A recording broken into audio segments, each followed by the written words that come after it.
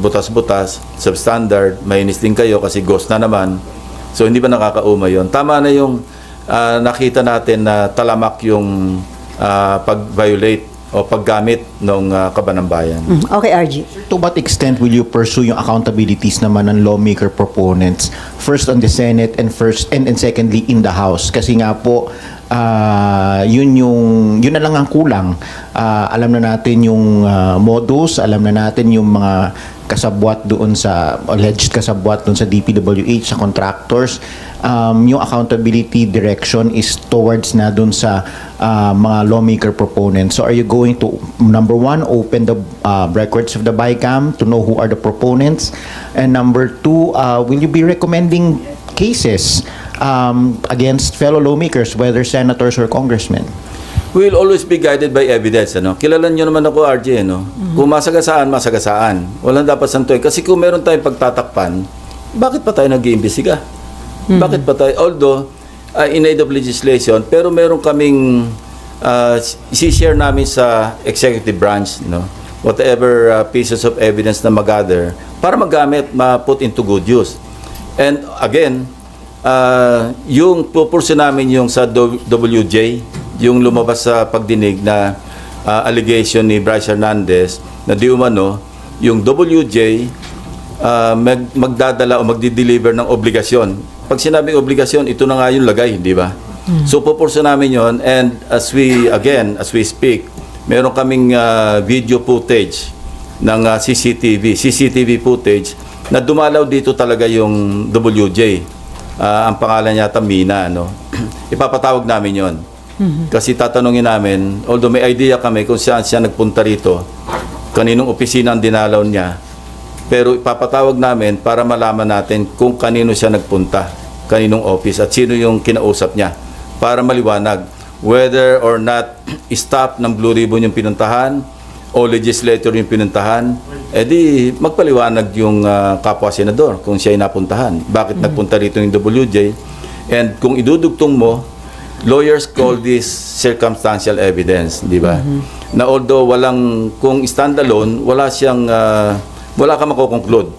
Pero kung may alegasyon na merong mambabatas o merong staff ng Blue Ribbon, staff ng Senado, na sinasabing i-deliver yung obligasyon, pagkatapos napunta pa rito, August 19 yung petsa ng pagdalaw. This year, sir. And we found out also, this year, 2025, recently lang. And we also discovered, kasi pinatingnan ko agad, kasi binanggit ni Bryce Hernandez exact amount, nagbagsak di umano, and I'm saying this is just an allegation, di umano ni Senator Estrada sa Bulacan, doon sa first district kung saan.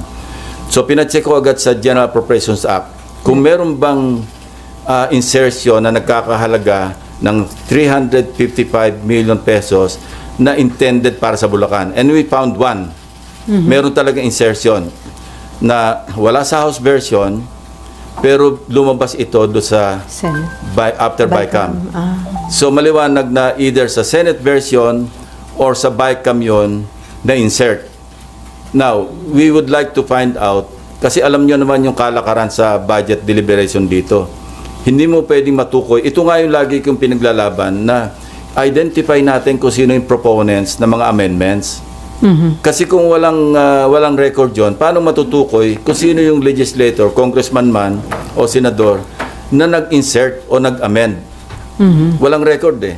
Ang record lang dito is a piece of paper, whether toilet paper or yellow pad or yung stationery, minsan doon lang sinusulat.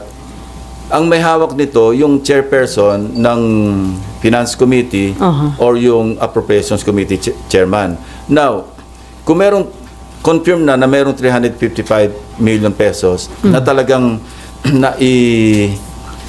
nai-allocate para sa Bulacan. And we went further, meron ng 5 projects identified na na-award na, out of the 355 million. Now, my team or my teams are checking kung anong status ng mga at least 5 projects na yon na hindi pa namin alam yung amount. Madali makita yon kasi nasa website naman ng DPWH. At titingnan namin sa ground, ano yung status. Kasi baka pareho noong sa SIMS at saka sa IM, na isang litrato lang yung ginamit na hindi gumagalaw yung dalawang tao. No? So, titingnan natin yung kasi kung gano'n ang pattern sa First District Engineering Office ng Bulacan, posible na gano'n din ang ginawa dito kasi hindi pa naman sila nabubuko ng Mayo eh. Di ba? Ngayon lang naglabasan ito. Kung magre-remedyo naman sila, kaya I'm free to announce it to you, hindi nila kayang gawin yung, kung halimbawa naghahabol sila, ay subukan nila yung 2 days na makasingil sila ng 46%. No? Hindi kaya yon physically. That's a physical impossibility. So maghabol man sila, kaya naming unahan. Ika nga, kung ganun din ang pattern. Sa WJ, may CCTV ba ang Senado? And can we ask for a copy? Not yet. Ako, hindi ko pa rin nakita. It was just reported to me. Bago ikaw, RJ, ako muna. Pero invited siya sa next hearing, sir. Papasupin ako yung yung in charge sa CCTV rito. Para siya yung mag-testify na actually on this date, at this time. Kung saan pumunta. Ito yung, hindi. Makikita naman sa CCTV yun eh. Pero mas mainam na yung formally i-testify noong mismong operator ng CCTV kung saang opisina. Kailangan yun eh. Kasi kung CCTV alone, hindi mo mapagsalita yun eh.